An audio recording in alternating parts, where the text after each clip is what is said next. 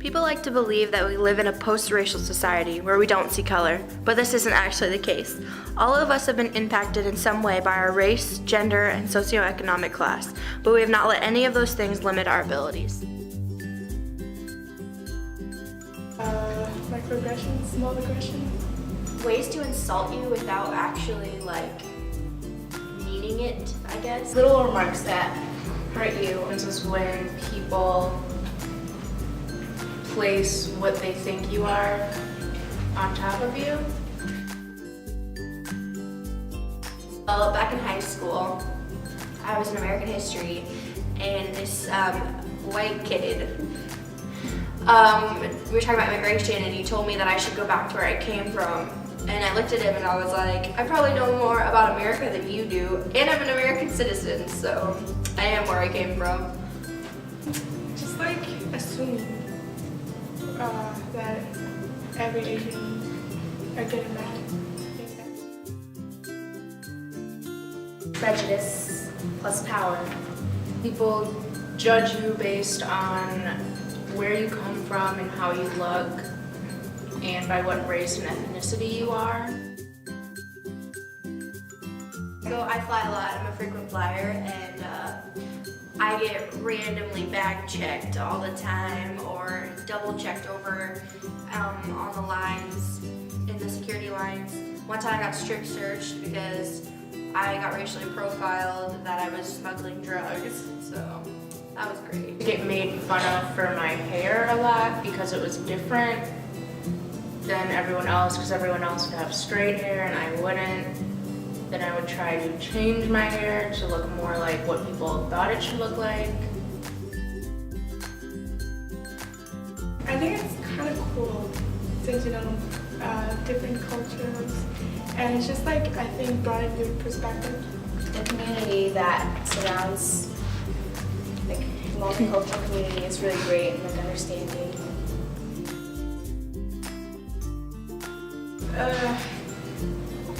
My parents put restrictions on me, or they told me not to do something. For example, they don't let me take classes at night because it's not really safe since I'm a woman, and yeah, those kind of things. My family is from Africa, and my dad has these very set ideas of how a woman should be. He thinks that women should all know how to cook and clean. Doesn't like it if I'm out after dark.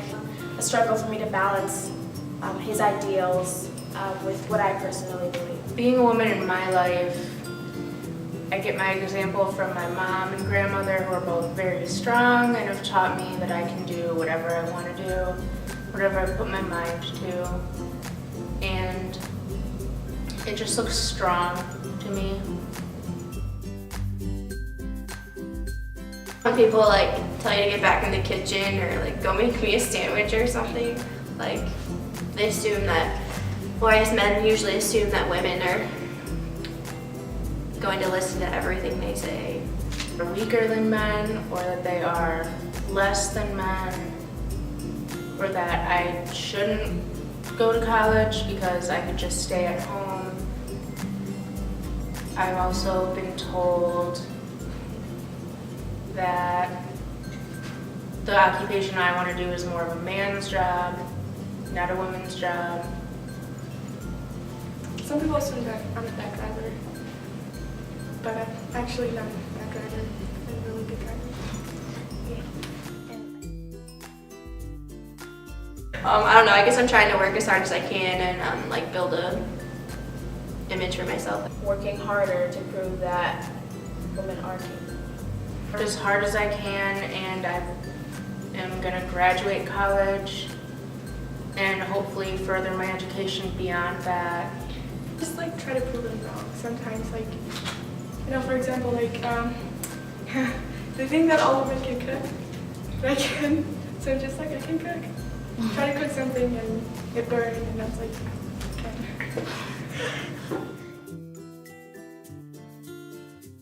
I would probably go to a community college and work part-time and save up for college, and for a 4-year college, and then I would also apply to more scholarships and try out other things, but I would definitely still go to school. I think I would have to go to a community college. I probably wouldn't be going to Iowa State because my parents wouldn't have been able to help me at all, and obviously I would be have millions of minimum wage jobs, which doesn't actually even cover it, so I'd be more in debt than ever. So I'd probably be at a community college close to home if I didn't have it. So I probably would have just taken out a lot of loans. The Morrill Act of 1862 gave states money and land to build educational buildings. Iowa was the first state to accept the Morrill Act and use that money to build Iowa State University. The mission of the Morrill Act is to educate the masses in liberal and practical areas of study. Though when created, the Morrill Act did not prevent discrimination, it did pave the way for more types of people to get education. The Morrill Act is the reason that we are able to go to school here. All of us come from completely different backgrounds. We're all strangers trying to figure out the next step after high school until MSA brought us together. With the help of MSA, we have been able to break the stereotypes placed on us because of our race, gender, and socioeconomic class. Now Iowa State is our home. I wouldn't want to picture my life any different. The struggles we pushed through to get to this point have made it that much more rewarding when we finally got here.